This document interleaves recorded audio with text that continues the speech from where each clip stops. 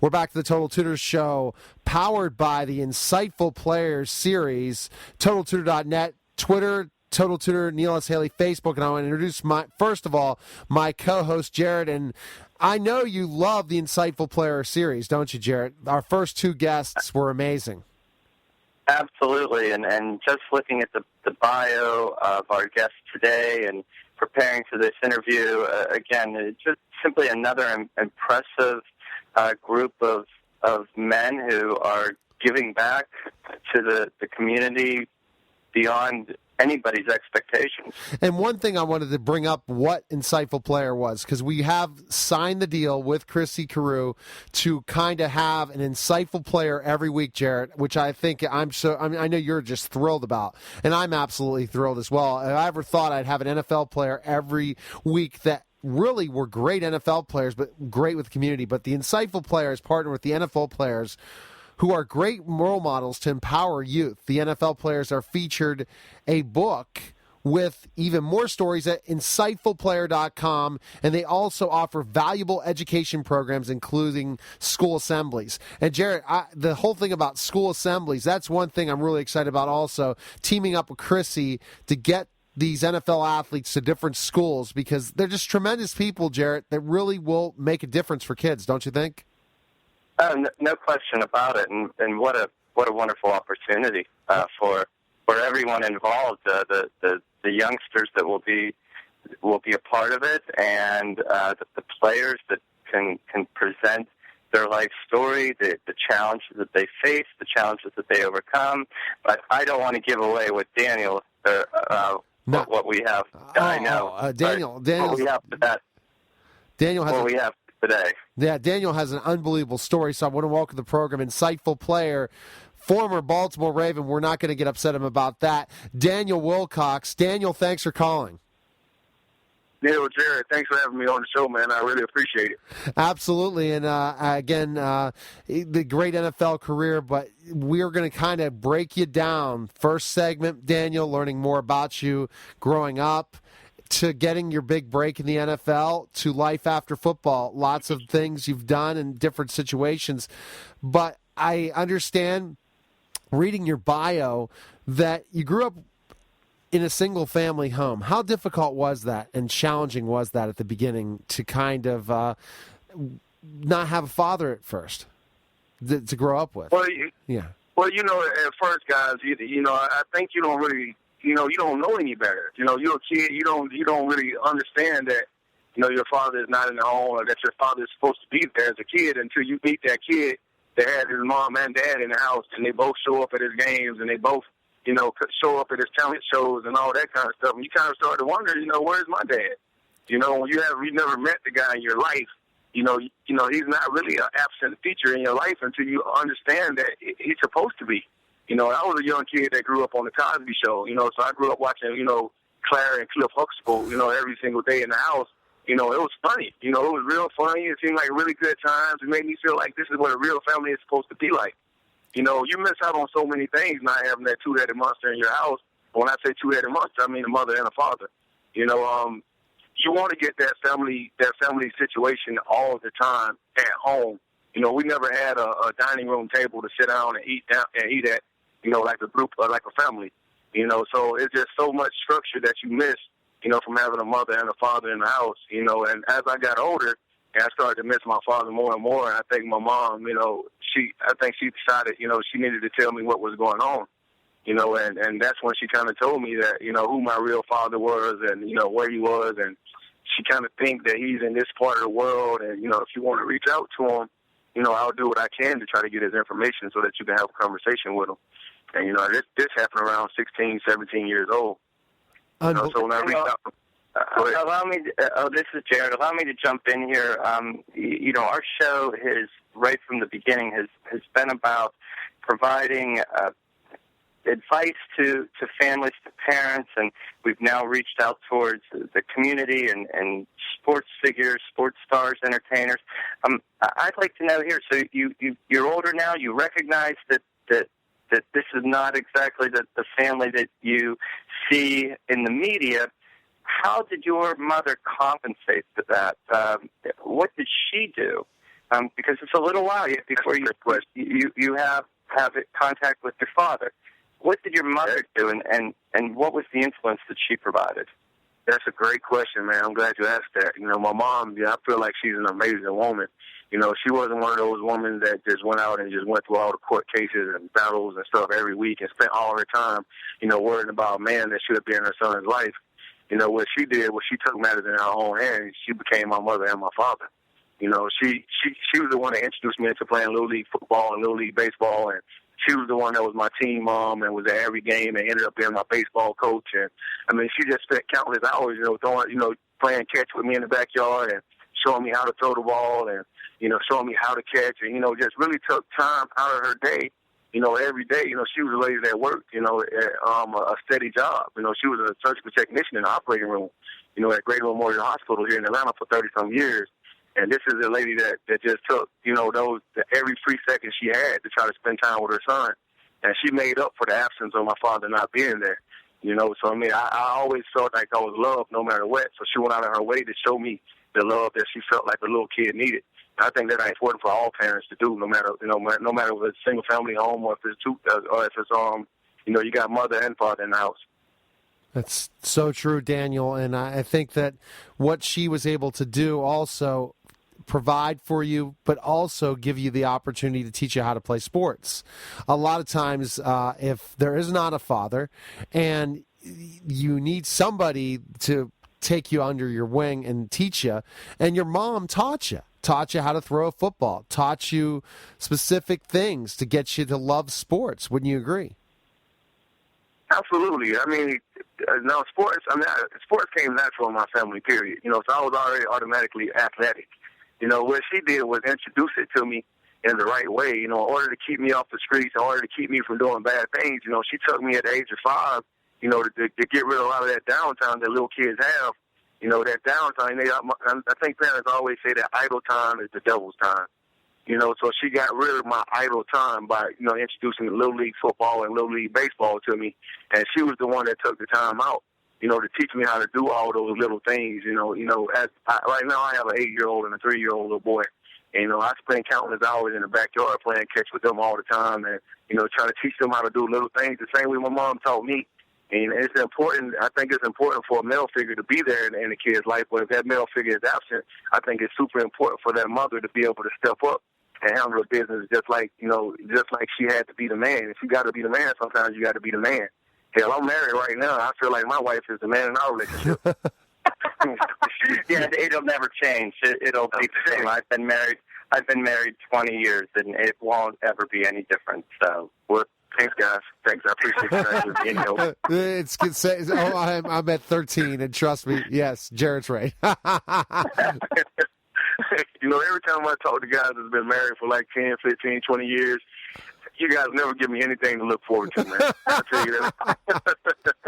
I'll tell you that, but you have 17 more years to look forward to things. That's video, man. You have a lot of years to look forward to. So again, what we've talked about is on our show is that life isn't perfect, and it's not necessarily the way we want it to be. But we encourage our listeners, the people that contact us, that they don't want to give up. So your mother took both roles and didn't give up. And to your credit, you permitted her to let you do that. That must have been quite a struggle to. If anyone in the neighborhood was seeing you being taught how to play these sports by your mother. Absolutely. I always feel like I was like Tarzan, like I was raised by two women. Like Tarzan got left in the jungle and he ended up being raised by monkeys and apes and stuff like that. I always kind of felt like I was in the jungle and I was raised by my mom and my auntie. I'm like one of the only guys I know that was raised by two women that wasn't lesbians or in a relationship or something like that. So it's crazy, man. Like I enjoyed my childhood growing up. Like I honestly miss having a father in my life, because when you see other kids with fathers and you watch stuff like the Cosby Show and stuff, that stuff makes you really want that other element. But once you get a dad and you never had a dad, and then you realize that every father isn't like Bill Cosby, then sometimes you can do without it. And you can do without a dad. You can do without having that extra feature.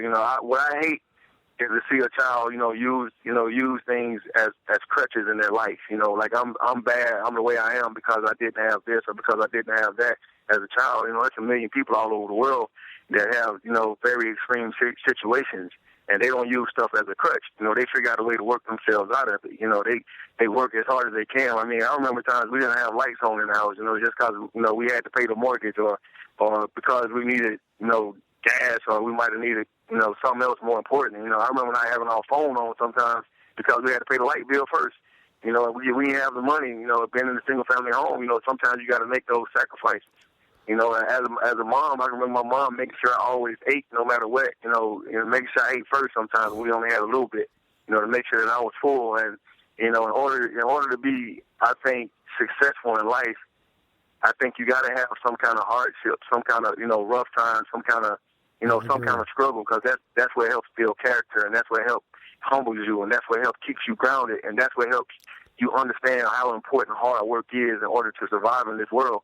And those things are what built me up, and I think allowed me to be able to overcome whatever obstacles and battles that was thrown in my way along my journey to the NFL. Absolutely, Daniel. And I guess in the process, you become a very good athlete. And the story really goes, and it's a little different story, Daniel, and that's what I love about all the insightful players, is that Chrissy has handpicked you guys because of your amazing stories. And everyone has an amazing story. But a lot of times we hear about single parent, family home, that continues forever. They never meet up with their father. But this is a different story. This is a very interesting story. So you end up meeting your dad at 17, and you kind of were jumping to that, but I'm glad Jarrett brought you back because we wanted to really get some more of the background of growing up in a single-family home. But tell me specifically what happened at 17. Well, my mom first told me the story. I remember it like yesterday. I mean, we went to the movies. Me and my mom went to the movies together to see Robin Williams and Mrs. Doubtfire. I have no idea why she chose Mrs. Doubtfire to tell me the story, but maybe that movie struck a chord in her heart or in her mind, to kind of tell me the story, the story behind her and my father and what really happened and where he really is and who is my real father. And so she, I remember after that movie we had a real heart-to-heart, mother-son conversation. And she thought I was old enough to hear this information, So she told me about him, and she told me that he was currently living in Chicago, as far as she knows. And she wanted if I wanted to, to talk to him, she would try to get his phone number so I could, reach out to him. So she got the phone number, and when I called him, all I remember him saying is it was something. He said something to me that I didn't like. Whatever it was, I thought it was kind of rude and inappropriate. And I hung up the phone in his face. I was like, hey, well, forget it. I don't need to talk to your ass or something like that. And then he called me back like a week later, and he apologized for what he said. And then he said he knows that I am his son, because if I had to call the guy and ask him was he my father and all this kind of stuff, and he would have said, and the guy would have said what he said to me, he would have done the same exact kind of thing. So he said, I know I'm your father. I've always known I was your father. And he said, I actually met you one time, but you didn't know I was your dad. He said, hey, he had brought me some books to read, I think when I was around 10 or 12 years old or something like that, and dropped them off. And I thought he was like a paramedic worker or something like that worked at the hospital with my mom. And I don't know if my mom introduced him to me like that because she didn't want me to know that he was my real dad. But that was the only time I had met him. So now at 17, now I really want to meet this guy. So he decided to fly down to Atlanta, so we could meet. He flew down to Atlanta, and I remember going to Red Lobster. At this time I'm thinking Red Lobster is like a super, super fancy restaurant. So I was really impressed with the restaurant. I'd never been to Red Lobster before. Right. And we sat down and we ate and, we talked and stuff like that. And he said, look, I hadn't been there for the first 17 years, let's see if I could try to make up with it for the next 17. And, I thought that was okay. I was like, that's pretty cool. I said, a man that I really don't know, he's my father. And, although he hasn't been there, he's willing to try to make something work now. So I agreed to it. And, before, at first, I wasn't really I didn't really like him that much at first, and then my aunt, she passed away when I was playing ball in Tampa Bay in 2002 in training camp. And when she passed away, he flew down to Tampa, Florida, and spent the whole week with me in training camp. and he knew how important my auntie was to me. She was like my second mom or my dad or whatever. You know, her and my mom, you know, they kind of served as mother and father for me. You know, so he flew down and spent the week with me at Tampa during training camp, and you know, it really brought us closer together. And you know, at that point in my life, that's when I decided I wanted to add his last name on to mine. So, you know, my last name has been Wilcox since I was born, and I added Strickland on, which is my father's last name. You know, I think around 2005 or 2006. And my mindset was if I ever had a son or ever had a daughter, you know, I didn't want her to take on Wilcox. I wanted her to take on my father's last name. You know, it would be his grandchild, you know, and I wanted to, you know, allow his legacy to go on. And, you know, and we began to build a real tight bond and a real close relationship. You know, and I kind of fell in love with the old guy, you know, and I care about him. I love him. And, you know, we spent a lot of time together the last probably 20 years, man. And it's just been the last 19 years, it's just been an amazing experience, you know, having a father in your life. And I think it's made me a better father. I think both aspects of it made me a better father. I think not having a dad made me really want to be a dad really bad and made me really want to do the right thing by my kid. And I think having a father in my life now, you know, it matures me a little bit more where I can see things in a different light and you know, understand things differently so I can always try to, you know, prepare and be the best father I could be to my sons. You know, so, I mean, I think it's like a double-edged sword almost. Okay, when we get back, I know Jared has tons of questions, as I do as well, with Daniel Wilcox, former NFL player, Baltimore Raven, which, again, our flagship station in Pittsburgh. You know, this is my second Raven.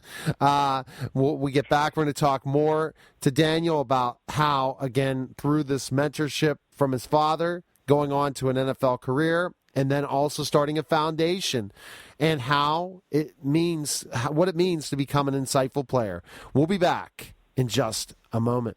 We're back to the Total Tutor Show, powered by the Insightful Players series, TotalTutor.net for more information. Twitter, Total Tutor, Neil S. Haley. Facebook, you can go InsightfulPlayer.com for more information. I'm with Daniel Wilcox, former NFL player, and has his own foundation, many different things, and I'm with my co-host Jarrett. And Jarrett, I'll let you ask the next question because, again, we're hearing about the mentorship, but I'm sure you want to know how he got his break in the NFL, right? Well, I do. I know that he went to Appalachian State, a terrific school, and anyone that's a football fan knows their history. I would like to know about the jump that Daniel made from college to the pros. Well, awesome, Jared. Jared, no problem at all. You know, I came out of Georgia Military College. I spent 2 years in junior college, and then I graduated from there and went to Appalachian State, and I played 2 seasons at App. And in those 2 seasons, I made a transition from wide receiver to tight end. And it was a decision that I just, you know, at the time, I really fought hard, you know, not to make that decision. You know, wide receivers are considered the pretty guys on the field, you know, to get to wear, you know, all the towels hanging all down, dangly, you know, spatted up, and, you know, pretty gloves and all that stuff. And tight end, to me, is kind of like an undersized offensive lineman, you know. So you don't get the glory at offensive line that you get at wide receiver. I got accustomed to catching touchdown passes and scoring and getting a lot of attention. And all of a sudden they wanted to move me to tight end because they thought they could get me on the field with the All-American receivers they already had. You know, so I moved to tight end my senior year, and that ended up being one of the best decisions I've ever made in my life. And, you know, I ended up getting a lot of scouts come out to see me at Appalachian State, you know, my last year after the season. And I decided out of the 15 teams that was recruiting me, you know, to go to the New York Jets. You know, as I looked at the Jets roster, you know, they had Anthony Beck. I think he was a 6'6", tight end, about 280 pounds out of West Virginia, first-round pick. And they had a guy by the name of James Dirk. He was probably about 6'4", you know, 285, something like that. So they only had, like, these 2 huge tight ends. They didn't have anything that remotely resembled me, 6'2", 225, 230-pound, you know, tight end that could run. And I ran a 4.45 coming out, you know. So I decided to go to the Jets and be that different guy. And, you know, when I got to the Jets, you know, I lit training camp up, running routes and catching balls and, you know, having a great time, you know, on the NFL level. And then they told me they wanted me to be more like the other guys. They wanted me to put the weight on so I can be able to block defensive ends. And, you know, at the time, the New York Jets, we had John Abraham coming off the edge, and we had Sean Ellis, Big Cat Sean Ellis coming off the other end. And Sean, if anybody knows Sean Ellis, he's 310 pounds, and I'm 225, trying to block a guy that's 310. It didn't really add up. So the Jets wanted me to put on some weight in the offseason and come back. So I came back the next year, 255, and I was able to block a lot of those bigger guys, but it slowed me down, and I didn't have the stamina that I had at 225, so I didn't like it. But my transition to the NFL was real rocky. My first year in New York, I think I got cut about 6 times. And every time they cut me, they would either activate me or put me on the active roster, or they would put me on the practice squad. So a lot of guys don't know how that whole transition works. You come in and they sign you like a league minimum contract as an undrafted free agent. And when you make the team, whether you're on the practice squad or the active roster, they have to actually cut you in order to put you on the active roster. Oh, wow. And roster. I want to. Now, here's what I'd like to ask you here. Now, you've described what those first few seasons were like for you, and the disappointment. A lot of our show is about resiliency, and here's what I want to ask of you. What was it in your nature, the way you were raised, what led to that resiliency? I could see a lot of players walking away at that point. Absolutely. I got to a point in New York, it was my second season where I was on the practice squad my entire year, and I hated football for the first time in my life. I practiced every single day, worked every single day, and I worked my butt off. I worked harder than I did my first year. My first year, I played in 3 games. My second year, we're in week 12, and I haven't came off the practice squad the entire year. So mentally in my mind, I'm asking myself, I'm questioning myself, is that what you really want to do? Is football really where your heart is now? Can you deal with this? And I told myself, no, this ain't what I want to do. I don't want to be on the practice squad. I don't want to sit here and make money and not play. I want to get on the field. I want to be a starter again. I want to have fun. I want to enjoy the game. The best part of the game is Sunday. Practice, that's work. So what I did was I started praying, and I started praying. I spent my entire childhood in the church, thanks to my mom, and I spent my entire childhood in the church, so I started praying to God, and I kind of left everything in the Lord's hands. And I asked the Lord, I said, Lord God, give me a sign. I said, give me a sign. If it's meant for me to play football, just give me a sign. All right, just give me a sign. And then that next, 2 days later, I got a phone call from the Tampa Bay Buccaneers.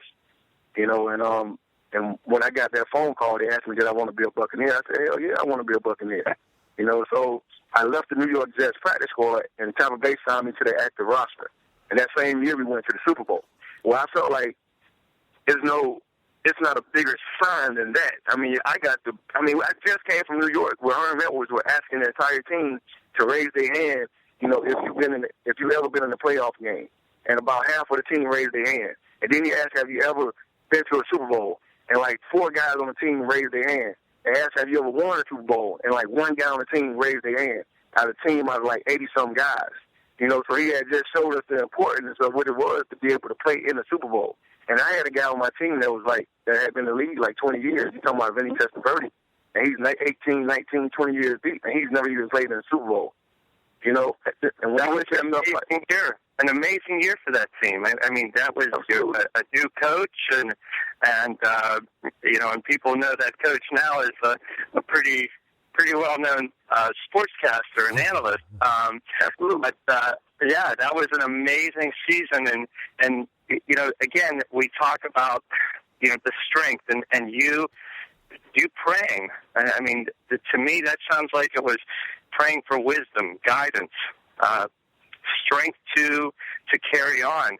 And hey, man, it sounds like you're talking about my poem right now. Are you talking about my poem right now? Are you talking about my poem right now?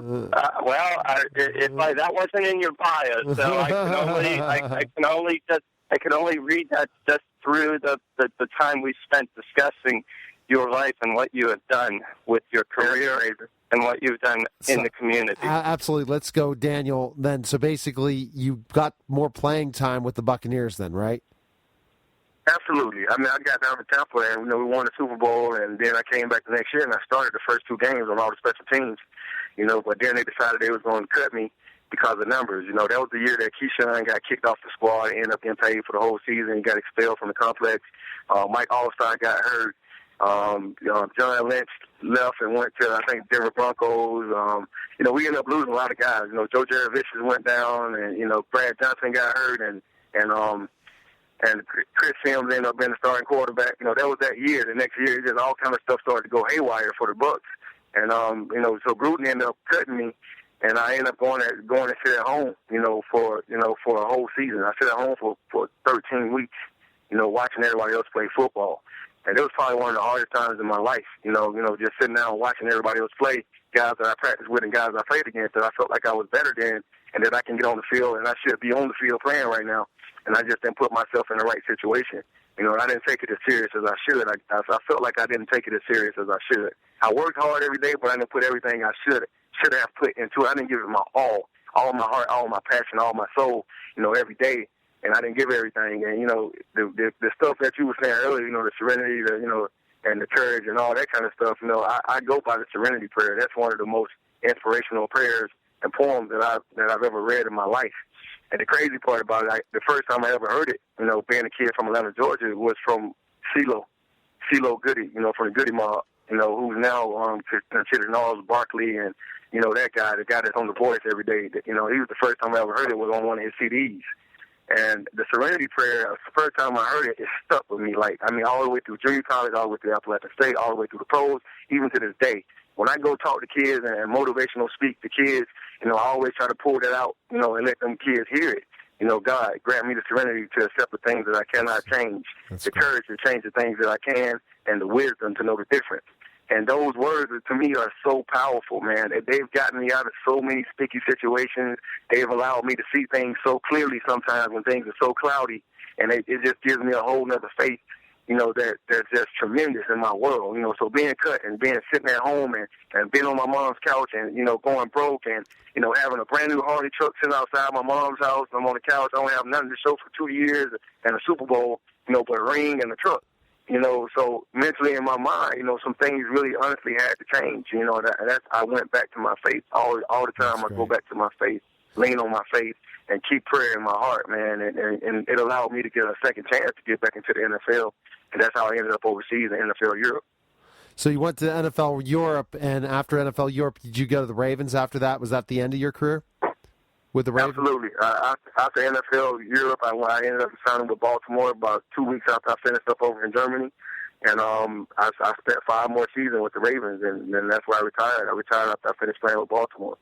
And did you get opportunities to play a lot with the Ravens in that 5 years? And I'm going to let Jared get in our question. We kind of been jumping. I actually know that because you had a couple double-digit years in reception. So, yes, you had plenty of opportunities to play with the Ravens. I remember the games between the Steelers and the Ravens and those catches. I forget those things, Daniel. Yeah, I don't blame you. If I was a Pittsburgh fan, I'd forget them too. So I don't hold it against either one of you guys. But in Baltimore, man, I got a chance to start for 5 seasons. And I was the starting H-back for the Ravens. I was the second string tight end on the depth charts, but I was a starter for 5 seasons there on special teams and on offense. So I got a chance to I think that was when I really blossomed as an NFL player. I got a chance to really be amongst a real community, a community that really accepted me in the city of Baltimore. And that's when I started my nonprofit foundation, the Empowerment Minds Foundation. And Minds is an acronym that stands for Motivating and Inspiring Neighborhoods Determined to Succeed. And, the Baltimore community really embraced me. That team really embraced me. Brian Billick was the first coach that really allowed me to be the type of player that I was. And allow my, I guess what kids like to say now is swag, so it allowed my swag to flourish, my swag to show up on the field, and my style to play, to get some kind of recognition, and they labeled me as a playmaker in Baltimore, so when they needed big plays, they would come to me. When they needed somebody to take the heat off Todd Heat, I would be the guy in the game, pretty much all the time. And, I only had 1 season there when I was injured, injury plagued pretty much the whole year. But those other 4 years, man, was great years for me, man. I really enjoyed playing in the city of Baltimore. Love beating up on the Pittsburgh Steelers. Oh, my. Now, Daniel, really – go ahead, Jared. Neil, I'm not sure how much time we have left in our show, but I'm so glad that Daniel brought up that he raised his foundation of empowering minds. Just the name alone shows to me that the strength to know that if you have a talent in one area, athletics, art, but it doesn't mean you limit yourself. And here's a football player going to a terrific college, playing in the NFL career. Daniel, I'd like to know, how did you come up with Empowering Minds? Now, that's a great question too, guys. Empowerment Minds, it stimulated from my church. I had a church in Baltimore called the Empowerment Temple. My pastor is Jamal Harrison Bryant. And me and my wife both joined that church. But when I started my foundation, I talked to my pastor about what I wanted to do and how I really wanted kids to start thinking outside of the box. At this time of my life, when I started my foundation, I just felt like football has been my world. Like, it has done every single thing for me. It taught me how to be a part of a team, how to be a part of a culture, how to get up every day, no matter how I feel, or how bad I feel, or how injured I feel, how hurt I feel, or how sick I am. It showed me the importance of people being able to depend on you. And not only that, but it allowed me to travel. It allowed me to be and see so much more of the world. It paid me for a long time, for 9 years. So it allowed me to see so much of the world that I never would have known that I would have been able to see as a child. You grow up as a kid in social studies and in history, you get a chance to see all this stuff, all these different states, and you look at the world map and all that stuff as a kid. For a kid growing up in a small town like Decatur, Atlanta, Georgia, you never really even dreamed or aspired to go to those places. Exactly. Most people in your family ain't never been outside of Georgia or Florida. So the most thing you think the farthest place you can go is probably Texas or something like that. And all of a sudden, football takes you in, pretty much 32 different states or 30 different states to play ball. And then, I got a chance to play, when I was with the Bucs, I got a chance to go over to Japan, in Tokyo, Japan, to play against the Jets. And then I got a chance to play in NFL Europe and live in Germany for 6 months, play for the Rhine Fire in Dusseldorf, Germany. Got a chance to go to Frankfurt and Berlin, and my roommates are from Paris. And, you just get influenced so much. So much. Absolutely. I'm sorry to cut you off, Daniel, but we are running out of time. So where can we find information on your – we need to have you back just to talk about your foundation, Daniel. I'm going to say this about every one of the every one of the insightful players. Again, go to insightfulplayer.com, Daniel. So the final question is, I'm going to make it a two-pronged question. One, what does it mean to be an insightful player for Chrissy Carew? And secondly, where we can find more information on you? Well, first of all, Chrissy Carew, man, an amazing woman. Coach Carew is just, she's been a vital part of, I think, all of our lives. She's a special person for wanting to bring notoriety for the things that we do in the community and how we give back our time and services. You always get to see the negative stuff about NFL players. You never get a chance to see the positive the positive stuff. So I applaud Chrissy for doing what she's doing with Insightful Player. She's a special person. Insightful Player is a special program. So if you get a chance, anybody get a chance to spend some time with it, please definitely go to insightfulplayer.com and check it out, man. She's amazing, and the stuff that she does is amazing. As far as me, you can always follow me on Twitter or Instagram. It's Mr. 83 Degrees. So Mr. 83 Degrees, and that's degrees with a Z. So it's MR83. DEGREEZ. You can always follow me there, But I love you guys. I appreciate you, Jared, Neil. Appreciate having me on, man. And I'm sorry we ran out of time. I do talk a lot. I get long-winded from time to time, man. But I appreciate you guys having me on. Well, good talking to you, Jared. I know you had a fun time as well. And Daniel, we'll definitely have you back on again, especially to talk about your foundation. And does that have a website, Empowerment Minds? Does that have a website as well? Yes, it has a website, but I'm not sure if it's up and working right now because we haven't did any major projects in the last year. The only thing we're doing right now is just the football camps every year for the kids, So we haven't been keeping it updated as we normally would, and it's empowermentminds.com. Excellent. Good talking to you, Daniel. Look forward to having you back on again, and Jared, another awesome, insightful player. So take care, guys. All right, thanks, man. Thanks for having me. All right. You're listening to the Total Tutor Show, and we'll be back in just a moment.